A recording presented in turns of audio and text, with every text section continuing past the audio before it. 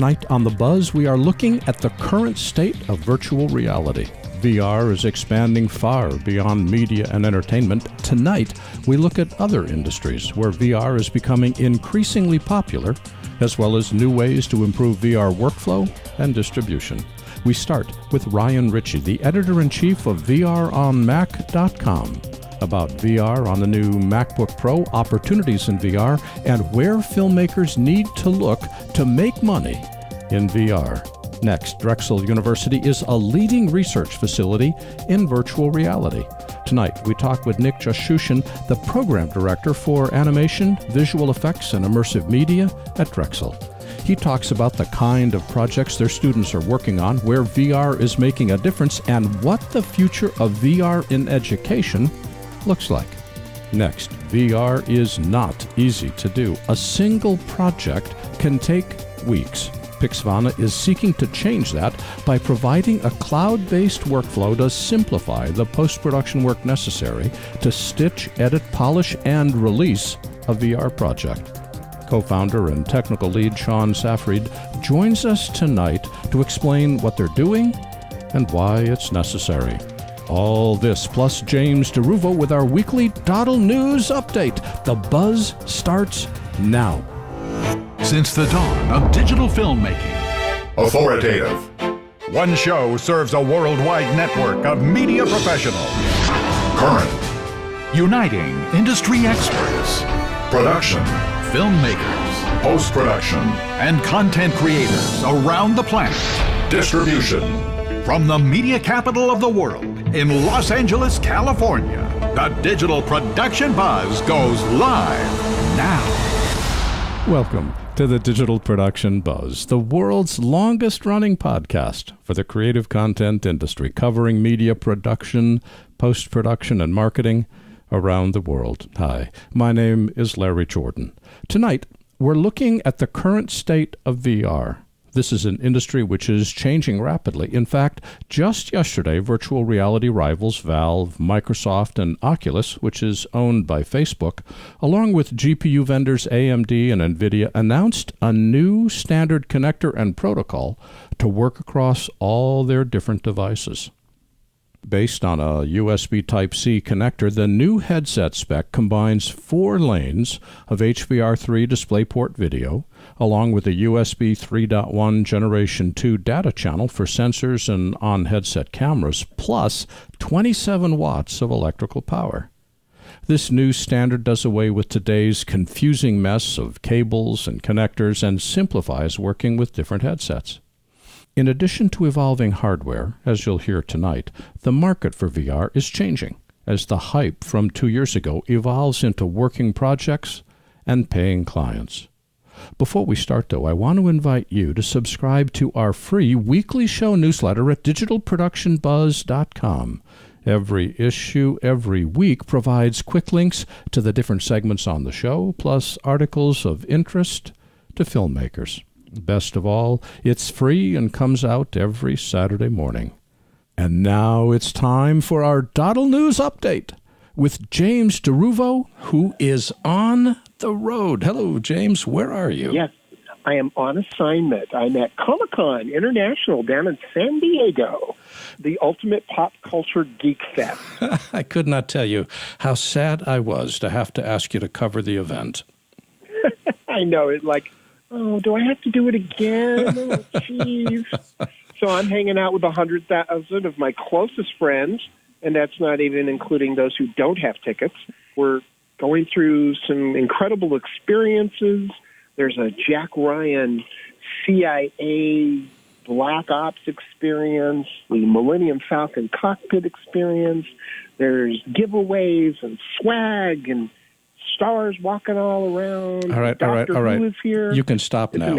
I'm already envious, but let's take a look at it from a news point of view. What's drawing the crowds? Well, a couple of really big announcements. The first big announcement this week is that Comcast has dropped out of bidding for 20th Century Fox, and that's pretty much going to clear the way for Disney to scoop up that studio, reunite the X-Men with the Marvel catalog. Star Wars Episode 1 finally gets to be released, in the box set. Everything is all happy. All we have to do is have the federal government say, A-OK. All right. Well, that's not a given, but at least it's good news so far. What else is going on? DC has announced details for their new streaming service. It's going to cost $75 a year. You're going to have access to a wide variety of superhero movies from the DC universe, some new and old TV shows, animated series, and a finely curated collection of about 3,000 comic books, all for $75. And that's the other big news today. Very cool. What are your plans for covering the show for the rest of today? Well, we're going to be, roaming the floor, looking at all the merchandise, all the swag giveaways. We're going to be going over and checking out some of the experiences and sitting in on a couple of really cool panels. The 13th Doctor, the female Doctor, Jodie Whittaker, is here. Tomorrow is the Warner Brothers panel with Aquaman and Wonder Woman. It's just excitement wall to wall for the next 4 days. I'm expecting to put about 20 miles on my feet. Well, congratulations. I hope you have a wonderful time. Is there any other news going on in the industry that you're paying attention to? We were talking about streaming. Walmart is thinking about getting into their own streaming business. They will be probably going to be building off of their existing Vudu service. They recently bought a service called Movies for You or something like that's free, ad-supported. They're thinking about getting into the streaming game with their own Netflix killer. That could be in the near future. And if they can undercut the streaming services pricing because, well, they're Walmart, that could be a very interesting wrinkle in the streaming game. Very interesting indeed. And James, for people who want to keep track of what's going on at Comic-Con and other news that you're covering, where can they go on the web? All these stories and more can be found at doddleNEWS.com. And James DeRuvo is the editor-in-chief of doddleNEWS and joins us every week. James, have a wonderful time at Comic-Con, and remember to write at least one story about it. I will. I promise.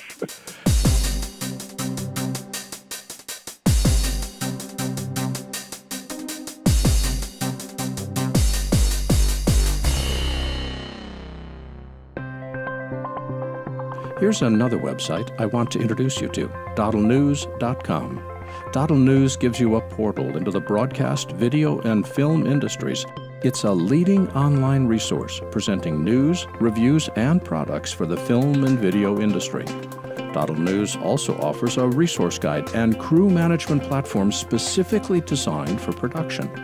These digital call sheets, along with their app, directory, and premium listings, provide in-depth organizational tools for busy production professionals.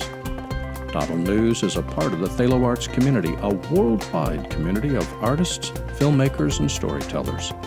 From photography to filmmaking, performing arts to fine arts, and everything in between, Thalo is filled with resources you need to succeed. Whether you want the latest industry news, need to network with other creative professionals, or require state-of-the-art online tools to manage your next project, there's only one place to go, doddleNEWS.com.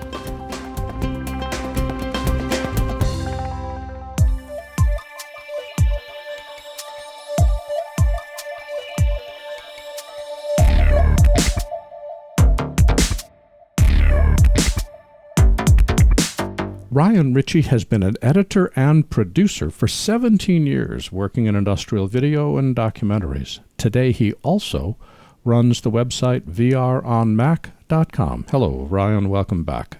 Thank you, Larry. 17 years. Okay. I feel old. That's a great way to get me excited. I'm a pundit on VR with all those years behind me. Ryan, just to give us a sense of your perspective, tell us about what VROnMac.com is.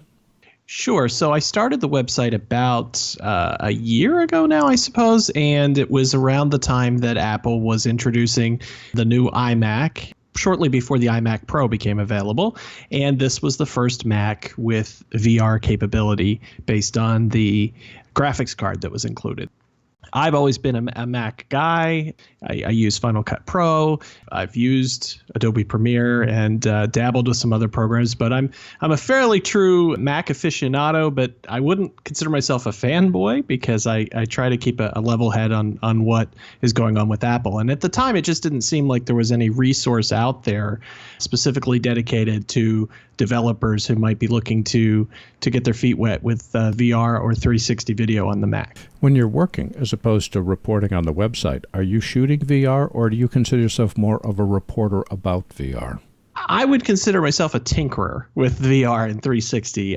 Definitely the bills still get paid with the 2D or flatty videos, as they're known in the VR and 360 community. That's definitely what pays the bills. But what I've found is that, even if you don't necessarily see a client who needs 360, I found that just dabbling with it has really given me a new perspective on workflows and how I approach traditional video as well. So from that standpoint, I would say, it's worth dabbling with it, even if you don't see necessarily the economic case to get started in 360 right now.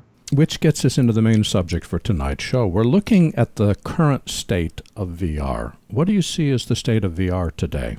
I think what we had happen is, you go back 2-3 years ago as HTC Vive and Oculus Rift are getting off the ground. They were responsible for a lot of the content and really wanted to push these platforms and show what they were capable of. You had the Oculus Studio, for example, that was responsible for several of the first sort of buzzworthy experiences. And then they've sort of backed off on funding these projects because they thought, okay, this is the spark. I think they felt this is the spark, and now the fire is going to take off. I think we're at the point where you have to put a little more paper in the fire there, a little more of the starter fluid to get things going, because it feels like we're at a pause here, waiting for the critical mass of ways for people to consume this media before people really want to get back on board with making a lot of it again. Well, part of it is a content issue, and part of it also is a hardware issue, both computers and headsets. Sure. What are your thoughts on the new Apple MacBook Pro? Well, I think that the Apple MacBook Pro, in terms of VR, I think it's a little disappointing because on the PC side, we have seen laptops with video cards that are VR capable out of the box. Now, Apple, of course, introduced the Blackmagic solution, which is an external GPU that you can pair with your MacBook Pro. But I don't think that's realistic if you are buying the laptop for portability related to VR. I don't think you want to lug that around. You might as well take a desktop or an iMac or a PC laptop somewhere. If you're, showing someone a VR experience, demoing it for a potential client, I think you want it to look as seamless as possible. In that sense, it's a little disappointing, but at the same time, if you look at the focus on the external GPUs beyond the MacBook Pro, it is a solution to allow a larger lineup of computers to be used for VR that would never be able to do it without that box. Well, does VR make sense if we have to connect the headset to a computer? Wouldn't it make more sense to have VR play on a standalone headset? And if so, where do we stand with that with headsets? It's been interesting since the Oculus Go came out about 2 months ago now. That is the only VR experience where I'm confident in walking up to someone, hitting the button, having them put the headset on, and boom, they're in it and it's working. Versus the HTC Vive or the Rift, just the nature of having so many sensors and different programs and software updates. You kind of cross your fingers and hope for the best when you sit someone down in front of one of these systems. So ultimately, I think long term, the answer for consumers will be some sort of standalone headset, something that is powered by your phone, perhaps down the road, as far as using the phone for the graphics capability. But from a developer standpoint, for the foreseeable future, we're still going to need to be able to use tethered headsets and that environment to create the content. So tethered headsets for the creation process and hopefully standalone headsets for the consuming process. That's right. Yes. And we'll see with Apple, but it sure feels like they're putting their eggs in the basket of we're not intending this to be a consumer solution for VR. This is a developer solution at this point. And stay tuned, and maybe down the road we'll see something that's more of a standalone unit from them. Okay, well, let's shift gears. Let's shift from hardware to software, meaning content. Mm-hmm. What opportunities are there for content creation in VR these days? I think that you still see training as a large backbone of the VR projects that are out there.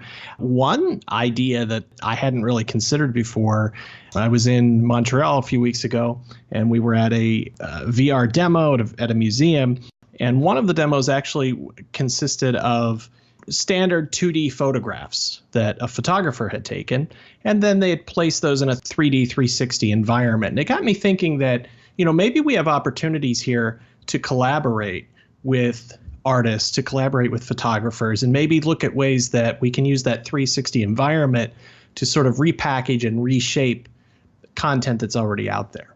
One of the comments that our next guest is talking about is clearly the challenge for VR is if we think of VR as a replacement for traditional filmmaking, because I think it's something which is totally different. And I think it's like trying to squeeze a square peg into a round hole. We're not taking advantage of the strengths that VR has. We're trying to make it replace the flat screen model of traditional filmmaking. Would you agree or disagree with that? I would say it's definitely its own thing, and I don't think it's going to replace traditional filmmaking. We have seen traditional filmmaking in some fashion for over 100 years, right? So I think it's its own thing, and it's interesting how quickly it evolves. The first time someone puts on the headset, you look all around, there's this wow factor, and you're immersed, and this is incredible. And then by about the second or third time, it's still a great experience, but you are 99% of the time keeping your attention in that 180 degrees that's in front of you. And that's the reason we're starting to see 180 degree cameras and 180 degree 3D solutions for the content side, because the amount of time where one is amazed at being in 360 and really want to turn your head all around and look every way, that's very short-lived. Not only is it not a replacement for traditional film, but I think it evolves so quickly, and it continues to evolve in terms of what's the best experience to even have inside this headset. All our lives, we've been conditioned to stare straight ahead to watch television, and we're not conditioned in any way to stare left or right. Even traditional theater is pretty much in front of us, so it's not surprising that we're most comfortable looking straight ahead. Correct. And I know you've talked before about sort of that metaphor of it being like theater. And I tend to agree with that in terms of video production in 360 space, where we're presenting everything within that 180 degrees, and we're, sort of leading the viewer where to look, but they have the freedom to focus in on whichever character or whatever part that they want to. So I think that analogy still holds up. And I think that it's closer to that theater experience still than traditional 2D film, but it's something completely different at the same time. If we exclude storytelling, where are you seeing VR be successful? Where's the money today? I would say the money is with training. There are companies like Striver or Strive VR that have made great inroads with different training with different major companies. Walmart, for example, now has VR training centers to send employees of different levels. I read about a training that essentially was working the deli at Walmart and getting people ready for Black Friday, let's say. So the training aspect of it is strong. I think it's starting to coalesce around a few big players, but if you can, if you can make the right connection with the right client, I think training's definitely an opportunity. So tell me more about VROnMac.com. My intention with VROnMac.com is to provide the information that I find that I think would be helpful to creators. This is definitely something to augment what I'm doing. I'm not looking to make this website my business or anything. I just think there's a need for a community aspect of experimenting with these things, especially with VR on the Mac, because it is a very small community at this point. One recent example was Firefox in the Firefox nightly builds supported VR on the Mac for web experiences, and then it quietly went away. Now, it didn't intentionally go away. It was because of something else they were trying to fix. But the point is, it was people coming to the site and then reaching out also on Twitter that we were able to uncover, why this was an issue. So it's my intention to make it a site where if you're a content creator, you're able to, specifically using the Mac, you're able to keep up on what's happening with hardware, what's happening with software, and also reviews of the experiences that are out there that you can try out on a Mac. And for people who want to visit your site, where can they go on the web? Sure, it's vronmac.com. That's all one word, VRONMAC, vronmac.com. And Ryan Ritchey is the editor-in-chief and publisher of vronmac.com. And Ryan, thanks for joining us today. Thank you, Larry.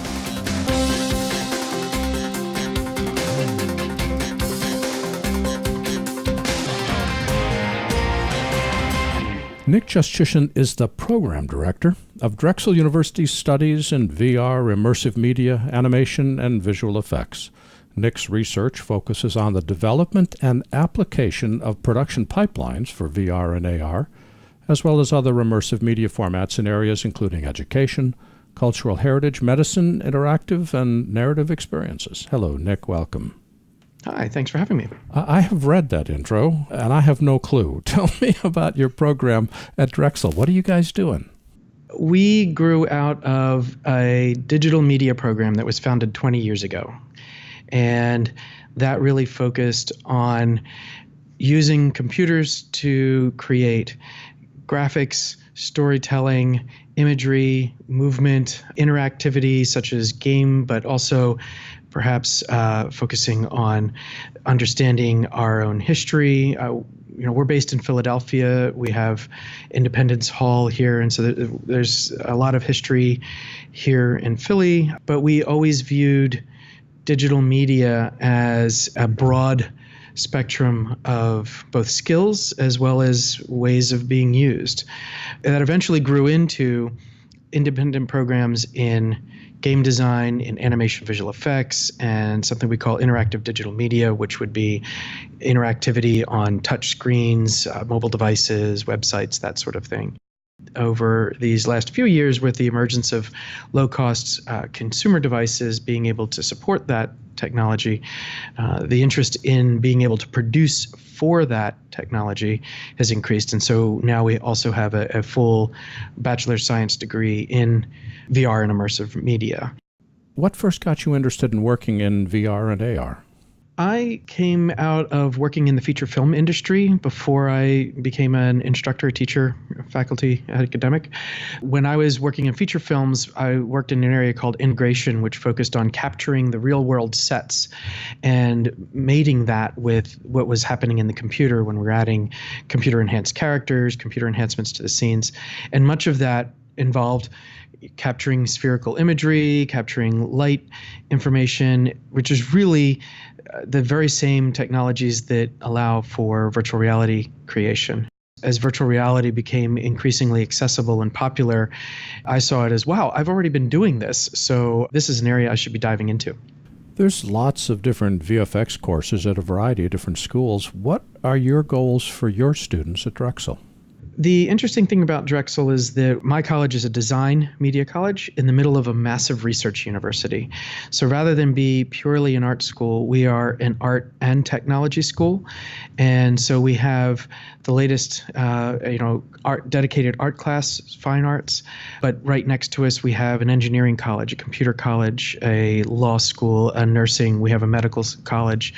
We tend to work very closely with them in their research so that we're not just creating really cute fuzzy characters with big glassy eyeballs. We do that too, but just as easily we might be working on a DARPA proposal or something related to advanced education or medicine. That gets me, I think, to the core of what I want to talk to you about. Last year, it seems like there's been a fall off in interest in virtual reality, especially in media. Is VR declining, or is there increasing interest in VR outside of media? What's your take? Well, I think the big thing is that the consumer market is more mature than the VR technology is. Already there's typically hundreds of millions of dollars spent on producing a flat screen video game or a flat screen movie. And that type of funding is not yet really being put into VR titles. So immediately, any VR media is already less than what we're already accustomed to using. I would position VR right now more of like 1930s, 1940s television. It really hasn't broken out yet. It's not the 1950s where everyone's dragging TVs into their dining rooms and huddling around in their living rooms. We're not there yet, but it is a rapidly developing technology. And it's not necessarily the consumer market where it's going to take over first. It's already been in use for decades in industries like aerospace, defense, law enforcement, industries that have been able to spend the budgets that have been needed to support the technology. But now that it's at the consumer level, we really just haven't matched the expectations of what we can produce to what consumers are expecting, especially at the price points they're hoping for. Well, you're right. We've heard of things like flight simulators where they come into a room which simulates being in an aircraft to train pilots, which is not the same thing as when we're wearing a headset. And it seems to me the biggest limitation to VR is the headset. It can be very isolating. What's your thinking on making ways to make the headset less intimidating? The big thing is going to be comfort, price, and being able to actually be connected and expressive with whatever you're connecting with. Right now, once you put on the headset, there's really very little ways of sharing your reaction socially outside of your own little world. So, if your eyes get big and you get excited, even if you're in a social app, no one can see you getting excited because the headset's in front of you. So there's no way of even sharing video like a Skype call or something like that. I think one of the really interesting guides to me is there's a book called The Innovator's Dilemma that essentially a Harvard PhD dissertation that basically says that the established market isn't going to be where disruptive technologies take hold. They're not going to be a match out of the gate. So the disruptive technologies need to find new places to get their toeholds and grow into more broader acceptance. Which brings us back to education. One of the things that people use VR for is education and training. Are you seeing VR used not just in terms of helping students to program and create VR programs, but to take VR as part of their educational course? Yes. So that's been happening for a long time, even before the technologies really became affordable. But the big power that VR has is the ability to transport the user to some other place completely and immersively. You can completely believe that you're somewhere else. And we've done that a number of ways in the past with full room cave projection in every wall and ceiling, dome projection, and headsets. But now the headsets are really inexpensive. So now they could be accessible to routine college classes, high school, even elementary school. And so that ability to transport someone to a whole new location. It could be a location that they couldn't travel to otherwise. It could be something that would be too dangerous to be in normally. There's a lot of things that you can do today now with this technology to really get a sense of presence for the user that isn't possible with simply a rectangular screen in front of you. What's been the biggest development you've seen in the last 2 or 3 years in either VR or AR? The thing that I've been waiting for has been the standalone headsets and the things like the Oculus Go. Lenovo has a solution, I think, now. The fact that you can put on a virtual reality headset without needing a computer or a phone, it getting us much, much closer to the technology being very easily usable.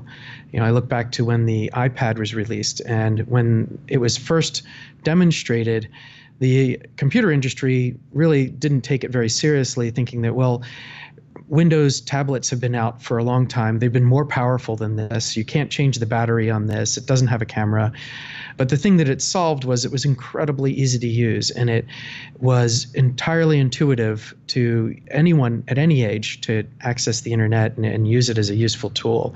And that's what made it so useful. So it wasn't that it was more powerful or better than anything else in terms of the core technology, but what it did better was it was easy to use. And having a standalone standalone headsets, now consumer accessible, a couple $100, and you have one, and you can start experiencing VR. I think that's a big step in the right direction for accessibility. Prior to that, everything required a expensive computer and a little bit of tenacity to get the software installed and working. And so I'm looking forward to seeing more and more standalone solutions become available. Most of our audience, in one way or another, is a filmmaker or a media creator. And they're all trying to figure out where to go with VR to make money at it. Where do you suggest they look? Where is VR taking off? If you're looking to make money, then you should follow the money. So, where that is, medicine, defense, law enforcement, particularly anywhere that safety is paramount and where the cost of failure in the real world is expensive in terms of life and injury, not just financially. Those are areas where being able to provide opportunities to learn immersively, to develop mental and physical muscle memory at something that might otherwise be too dangerous to practice certainly is a great area to look into. And also look into areas where VR can do something that the real world can't. For example, you could create a virtual reality title that allows the user to look in any direction and be almost omnipresent. Look forward and you're seeing something from the back. But if you look to the right, you're seeing that same exact thing from a different object. Look to the left, you're seeing that same exact thing from another perspective. Anywhere where practicing is dangerous is a great place for VR, and anything that's impossible in the real world in a routine basis is really useful in VR. And anything that's expensive in the real world and less expensive to produce in VR is also useful. Right now, video games and movies are already fairly well solved and really high quality on the screens that they're on. Targeting those markets is much, much harder than targeting markets where VR doesn't exist yet or hasn't been widely adopted but can be incredibly valuable. What is it that gets you excited about coming into Drexel every day? Oh, the students, for sure. It's great coming in and having excited students that are eager to learn and apply new technologies. We had a student, he graduated from our graduate program in 2013. So when he entered the school 5 years before that, virtual reality wasn't on anybody's radar. That certainly wouldn't have been what he was thinking of doing when he came out of high school. But by 2013, he had done a thesis creating a virtual camera system using Sony PlayStation and iPad. And even then, that was revolutionary thinking. But here it is 5 years later, and you can look across the landscape and see, oh, Steven Spielberg's making this movie, Ready Player One, and he's using virtual camera technology. And if you look at behind the scenes material from the production of that film, you'll see Steven Spielberg, and standing next to him is that student, because that, and so that's the trajectory. And so seeing new ideas gain traction, and then especially down the road, seeing how they end up being used in industry that's just a thrill every single day. For people that want more information about your program, where can they go on the web?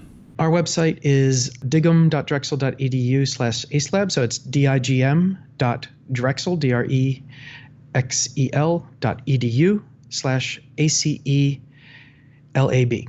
That website again is digm.drexel.edu/ACELAB with a slash after it. And Nick Jushchyshyn is the program director at Drexel University Studies on VR, immersive media, animation, and visual effects. Nick, thanks for joining us today. Thanks for having me.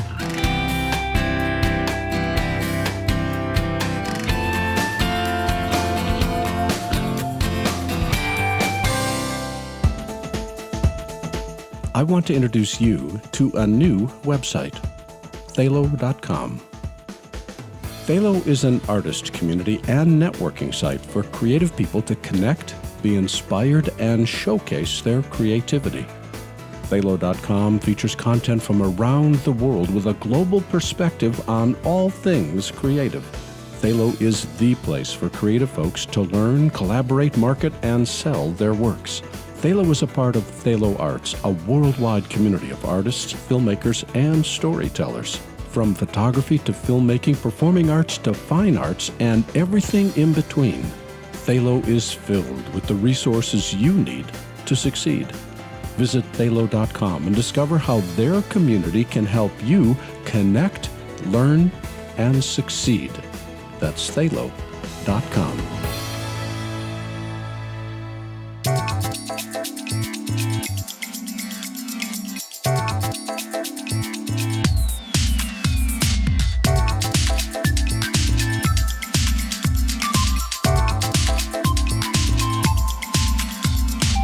Sean Safreed is one of the co-founders at Pixvana and heads up product development, engineering, and marketing to create their product, Spin Studio. This is cloud-based software that lets creators build and deliver VR video stories. Hello, Sean. Welcome. Thanks very much, Larry. It's great to be on.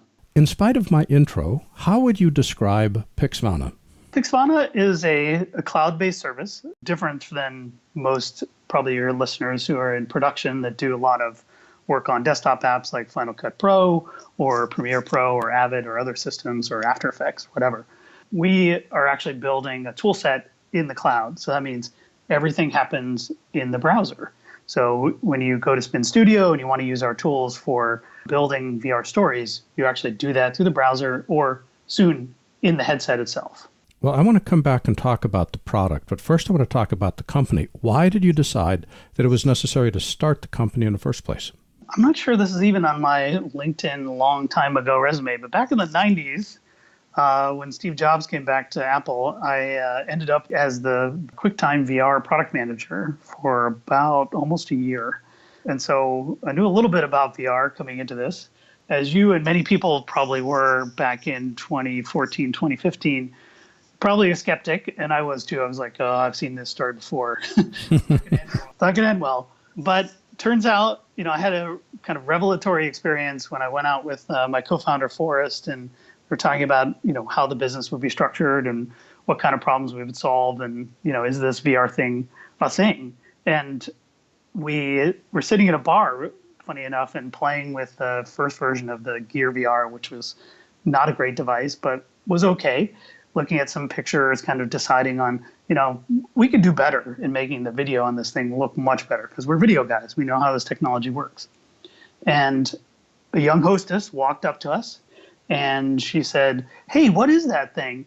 And I said, well, here, try it. We're looking at some pictures. And she put it on and said, wow, this is awesome. And I was like, I can't look at this medium through my old eyes. I have to think about what new young people who've never experienced this before are going to see. And if they have that same wow moment, it's going to be a thing. So that's when I got bought in. Well, you're right. I'm no longer a VR skeptic, but I'm not a VR fan. I was on the company's website, which is beautiful, by the way. You did a really nice job putting it together. And the website focuses on VR for storytelling. But from what I'm seeing in the market, VR is actually more successful elsewhere. Are you chasing in the wrong direction?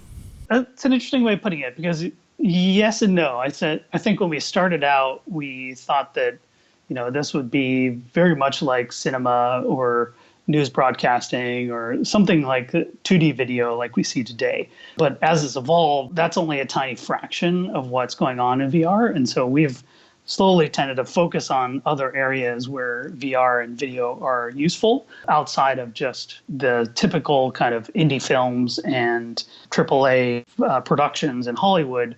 It's amazing what you can do with 4K video and deliver on the web, but you can't have that same experience in VR. It really is a different medium. It's being used for different things. So let me give you one example before we jump in. We think that using it for immersion, where you're able to put yourself into a new space and, test yourself, learn about that space, go somewhere where you've never been before. Those are the types of experiences that will be interesting and probably the first ones that people will jump into and say, wow, I didn't know I could do that. This leads into a comment that Nick Jushchyshyn in our last interview was talking about, in that the strength of VR is not in storytelling, but it's in experiences and it's in training, and that it may be outside of media and entertainment that VR has its greatest strengths. Based on what you see now, would you agree or disagree? I would probably agree with that in the early years, just because that's where the practicality is. We kind of look at the fact that right now, when you create a VR story, you're essentially handing the camera to the viewer. And you don't do that in traditional cinema. We have to come up with new ways to construct stories and create the experiences that are more like simulations than they are the kind of 2D presentations we have now that are very directed and fast cut. But part of the thesis around Pixvana was, the only way this medium is going to become a storytelling medium is if you can try to experiment faster and create more stories. If you can't do that fast enough to really experiment, you're never going to get to a point where this is really a storytelling medium. So that's kind of what our approach is today, is how do we speed up the storytelling experimentation process with VR video? Because that's the part that I think it's lacking now. It takes weeks to do post-production on a VR piece, where today, if people live cast to YouTube, or they can turn around a short piece in a day or a few hours. Like, that's what it should be for VR as well. Well, that's a direct lead into the product that you're creating called Spin Studio. What is Spin Studio? We look at it as an end-to-end video production platform, a little bit akin to what Adobe does with some of their tools, but think of it as a tool set that's all wrapped up into one application instead of being multiple apps. So what you do is you use our uploader to upload to the cloud. And that way we can get multi-gigabyte or terabyte-sized uploads into our cloud-based system. You can send raw camera sources to our system. You can stitch them, which means you turn multiple camera viewpoints into a final VR master that surrounds the entire world. You take that and you put that into a story module where you can tell stories. And that means you can jump between different VR scenes. You can add pictures, graphics, text, sound inside of VR to help tell the story along the way. And then you can take those stories and distribute them and encode them directly in the cloud and deliver them to your clients using something called VR casting. It allows you to attach headsets to an account and then make sure that whenever you update your content, the viewers are going to see that immediately. So it's sort of a whole system from, start of camera all the way to delivery to the customer. How much of it is done? Right now, we've launched the casting part, encoding, upload. We have stitching in early beta. We just onboarded a bunch of beta testers, and that will actually be rolling out to clients next month, kind of in wider release. And then come early September, we're going to be turning on the whole system, where you can go and use the entire thing and create stories in VR using our VR story tools. But no pressure to get all that done. It's funny, this is our third year in business, and we feel like we're now just getting started on the thing we wanted to do. The first year we spent kind of building the technology, trying to make the video look better, working on projections and optimizing encoding. The second year we went and kind of built a CMS and worked with a couple of big media companies to do delivery. Early this year we helped CNN and a company in Los Angeles called Magnopus to deliver the CNN VR app on Rift and Go. And so we worked a lot on kind of delivery systems, but now, over the last 6 months, we've kind of pivoted and are really finishing the kind of end-to-end platform that we want to deliver. And so that's coming this fall. What does Spin Studio cost? Right now, the starter price for it is $99, and that's sort of the limited casting and coding serving system we have for users that need to do training sessions or film festivals. That's kind of the SKU that we're selling today that will allow you to do really easy delivery of VR video. So that's the first one. The pricing on the kind of full end-to-end we haven't really rolled out yet, but that's coming in September. The big problem I see with a cloud-based service is that VR files are huge. They're 5K at least, pushing 8K in many camera situations. And a lot of us don't have high bandwidth connections to the internet, which means uploading these files is going to take forever. What's our workaround here? That is probably the biggest stumbling point, I would say, for our systems. A number of folks that have gotten serious about VR have either used services, there are places in LA where you can directly jump onto the Amazon Fiber backbone and get files into the system at up to 10 gigabit speed, because you're essentially walking into a data center that can get attached directly to Amazon's infrastructure, or they're getting hooked up with fiber at home. In fact, just recently, in the last 3 months, I've finally gotten symmetric fiber in my house, and I can now get reliably about 800 megabits down and 750 megabits up. So that's pretty fast. Yeah, I'm not talking to you. I'm at 1/800th of that. Oh man, yeah. So I think that is the big challenge, particularly here in the U.S., where the differences in infrastructure are so massive. Where I am, even street to street, the availability of fiber is kind of a hit and miss. It's not something you can get throughout the city of San Francisco. In Seattle, CenturyLink has kind of blanketed the city with fiber, so it's relatively easy to get that, and that's the case in some other smaller cities as well in the U.S. Outside the U.S., not so hard. Like you can get that in Tokyo and South Korea and large swaths of Northern Europe, so it's not quite as bad in other places, but you're right, Larry. I think that is going to be a stumbling block, getting files up into the cloud and starting to process them. But as we've seen with other services, like it doesn't necessarily kill you. If you're willing to spend the day or two to get that stuff in there, pay big dividends afterwards, because then you can do the production faster. We can stitch twice as fast as AVP on the desktop in the cloud, and we can parallelize all the jobs. So something that can take a day to render on a machine, we can do in a couple of hours. So, it's sort of a trade-off. Like you spend a lot of time getting the stuff there, and then you have the win of having 50 high-powered machines at your disposal just when you click a button. One more philosophical question. One of the limitations of VR is that it's isolating. When you put that headset on, you're in a world of your own, but you're alone. Do you see headsets going away or changes to the way we use headsets which make VR more social?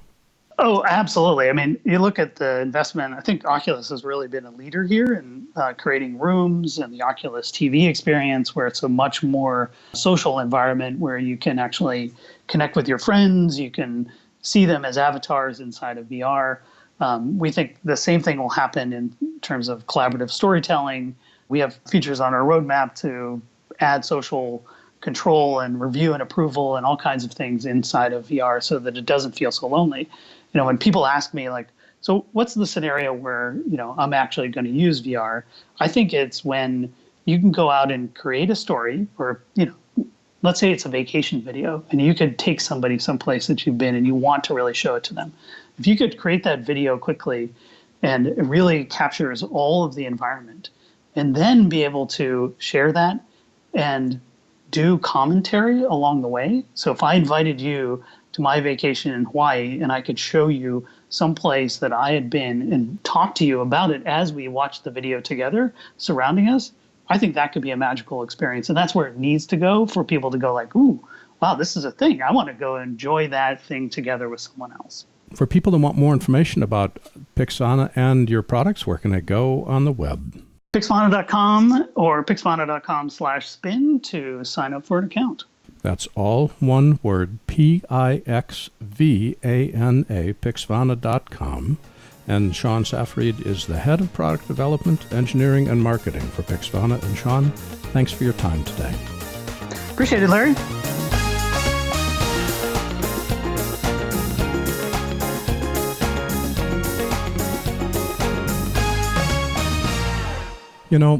I was just thinking, since it was first announced, I've been skeptical about VR, especially when all the initial hype described it as a replacement for traditional cinematic storytelling.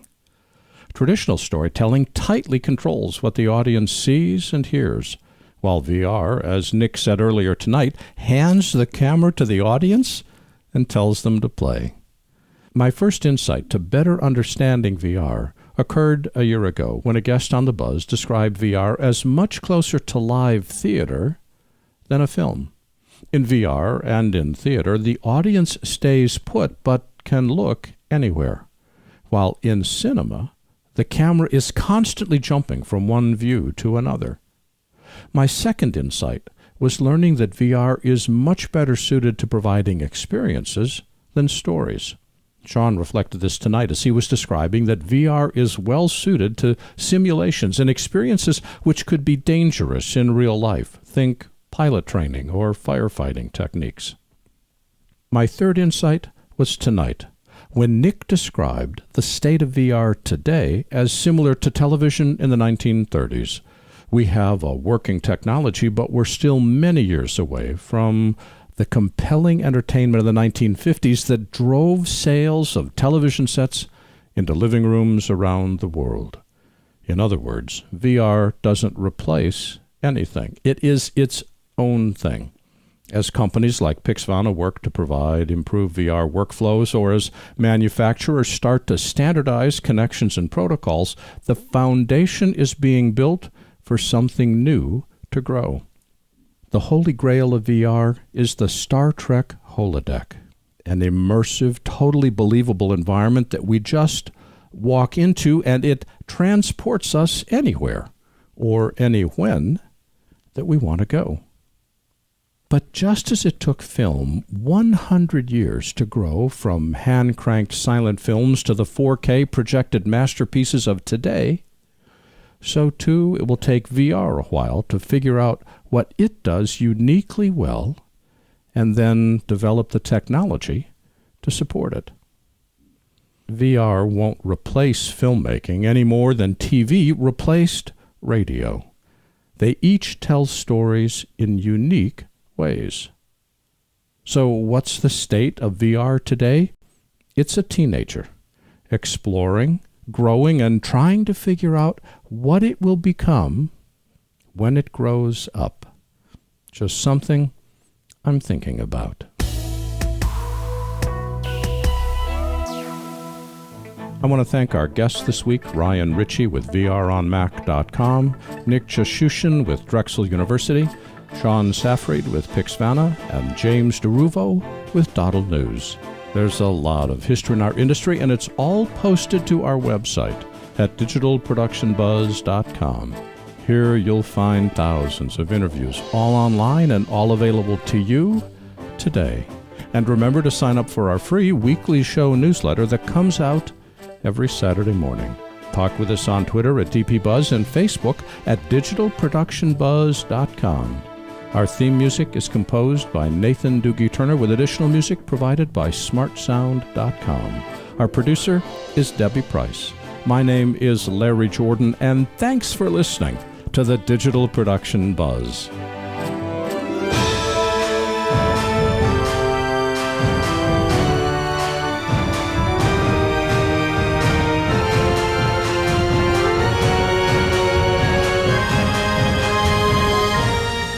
The Digital Production Buzz is copyright 2018 by Thalo LLC.